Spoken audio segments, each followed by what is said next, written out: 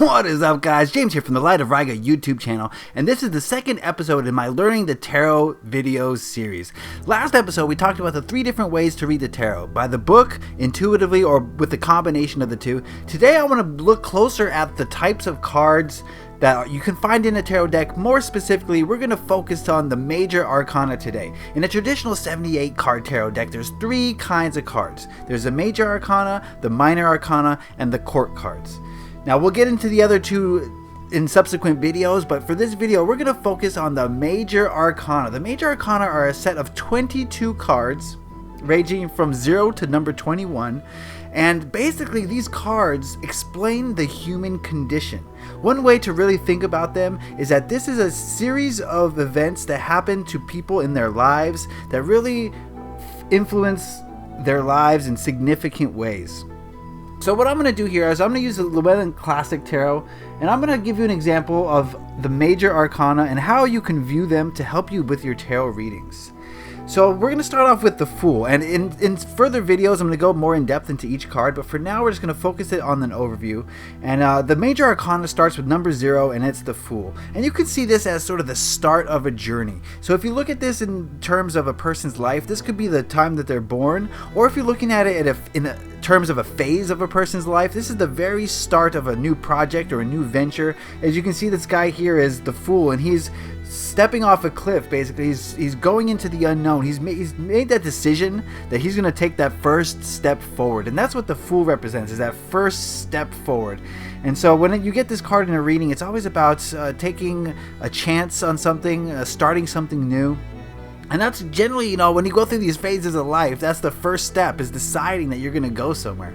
So we move now towards the Magician, and this is the second step of life, and this is realizing that you have the ability to create, right? As like a magician, making magic happen.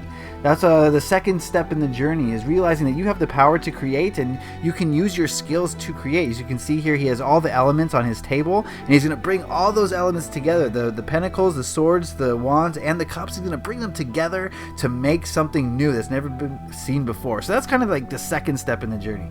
The third step in the journey, card number 2, is the High Priestess. And the High Priestess is about going inward and soul searching, basically. Trying to find out what your motivations are, what's hidden inside of you. And, the third part of your journey is an inward reflection. It's going inside and checking things out there. And so that's what the High Priestess represents. The fourth part of the journey is the Empress, and she's about, this is a very nurturing, mothering energy. It's about abundance and creation, and so, you have to create abundance in order to move forward in your life. So it's a phase of the life of creation and abundance. Card number 4 is the Emperor, and this is about structure. This is about stability. This is about order, and you can't progress in your life until you find those things. You're going to need a good mixture of creativity and order and structure in order to succeed in life, and that's what the Emperor represents there. Next, we find the Hierophant. He's number 5, and he represents religion and or spirituality and or authority. And so, you can look at him in many different ways, and that's the beauty of the Major Arcana. That's the beauty of tarot in general. You can really look at these cards in any way your intuition points you, but traditionally he's about religion and following rules, right? Next, we find the Lovers, number 6, and this is about finding love, finding a passion. It could be for another person, it could be for a group of people, it could be for a hobby or, a work, but it's about love and uniting together in a loving way. So that's the next step of the journey, the human condition. Next, we have the Chariot, which is about forward progress and forward motion, and bringing all the elements together and really putting that energy into the world and getting the wheels rolling. Up until here, these cards have been about really setting up for the journey, right? Getting ready to really go on the journey, and the Chariot's about pushing forward for the first part of the journey, once you've brought all the things together. So as you can see here, how the Major Arcana are telling a story of a human life, or of a cycle of a human life. Next is strength. You're always going to encounter obstacles. Once you get started moving on your journey, you're going to encounter obstacles, and the Strength card is about finding the strength within you to face those obstacles and really take them head on and not let them slow you down. And the woman holding the lion's mouth open is about taming that inner beast, taming that which can't be controlled and using your strength to do so. Next, we find the Hermit. And for any part of your journeys, you're going to have to go inward and spend some time alone and thinking about things and contemplating things and just getting away from all the outside energies and the outside people who are trying to influence you, and just really figure out what you want and how you're going to get things done. And that's what the Hermit is about. It's about taking that time out to really go inward and to really think about things without the pressures of society or outside people. The next card on the journey is the Wheel of Fortune, and this is about the ups and downs, the roller coaster ride that we have, the good luck and bad luck and everything in between. And it's this card tells us that things are always cyclical, they're always moving, and if you're up now, you're going to be down later, and if you're down now, you're going to be up later. And that's an important thing to remember on this journey of ours, that you don't get stuck on any one part, because you know that this wheel is moving. All right, next we have Justice. This is about karma returning. This is about things evening out. This is about people getting what they deserve and things balancing out. And you could read these cards in many different ways. It's very important to trust your intuition, as we talked about in last week's video, or the last episode, and using that combination of intuition and the book meaning. But the book meaning is about the leveling out of karma and things like that. The next part of the journey is the Hangman. This is about waiting. This is about biding your time. On our journey, there's going to be points where we have to just sit back and watch and wait for our time to strike, right? And that's what the Hangman is all about. He's not spending his time idly, though. He's really thinking about things. He's really planning out his next movement and what he's going to do. And so we're oftentimes finding ourselves in this position, so it's not a negative thing. Next, we have Death, and this is the part of the journey where things really change, where something dies in order for something else to make room to come in. And death is not about the physical death of people, though it can mean that depending on the combination of the cards around it. But death traditionally means change, significant change generally, of some kind that's going to make way for something new. Then number 14, we have Temperance, and this is all about balancing the energies and making sure that everything is flowing smoothly and in conjunction with each other. Everything's in synergy, right? You're taking these two water elements and you're fusing them together. It's about balance and evening out of things.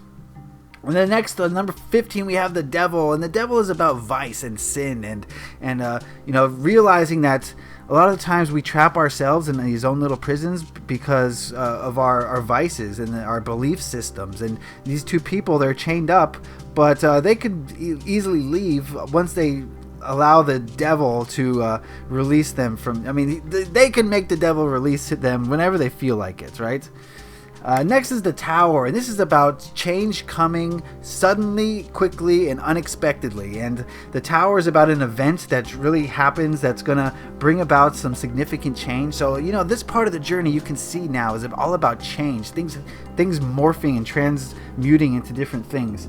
Now we step into the Star, number 17, and the Star is about being open, taking that change and growing and learning from it and becoming more open and more understanding and more free.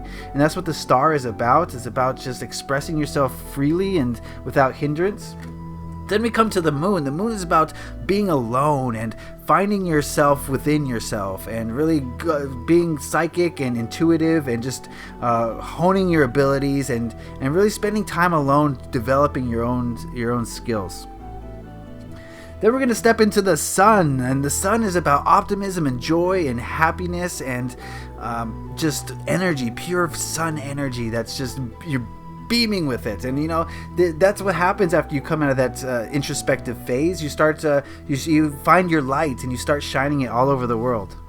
Which leads us to Judgment. This is about looking back and analyzing what you've been through, realizing the Sun brought a lot of success, and now you're gonna, think about it and get ready for the transformation that's set to occur, because, Judgment's the step before transformation. And, if you're looking at this in the terms of a person's life, this is probably like as they're dying, or if you're looking at it as a cycle of something, this is as you're looking back and looking back and reflecting about what you learned. And the final card in the Major Arcana is the World, and this card is about completion. This is the end of the cycle. Everything has come together. It started, everything's cycled through, and then we come back to the start, which is the Fool, and we're on to the next part of the journey. And that, my friends, is the Major Arcana. So when these cards come up in a reading, you know that they signify a major event in a person's life, and intuitive wise, they can mean a lot of different things, but generally speaking, those are the book meanings for all these Major Arcana cards. And when you see this in a reading, when there's a lot of Major Arcana cards in a spread, then you know that these are situations almost beyond your control that are going to affect the person no matter what, because they're major life changes. The Minor Arcana are about things that you have control over and you can change, but the Major Arcana are major events in people's lives, or major energies in people's lives that are going to be there no matter what, pretty much. And so that is going to be the Major Arcana. And if you have any questions about that, put those in the comment section below, because we can start a discussion if you want to talk about this in any way. Any questions you have, I'm here to answer them. And yes, I want to thank you guys for watching this series. Thank you for checking out my Etsy store and following me on Twitter. I really do appreciate it. Stay tuned for the next episode when we delve into the Minor Arcana. That's going to be it for me. Leave a like if you enjoyed this. Subscribe if you haven't already. Happy taroting. Peace.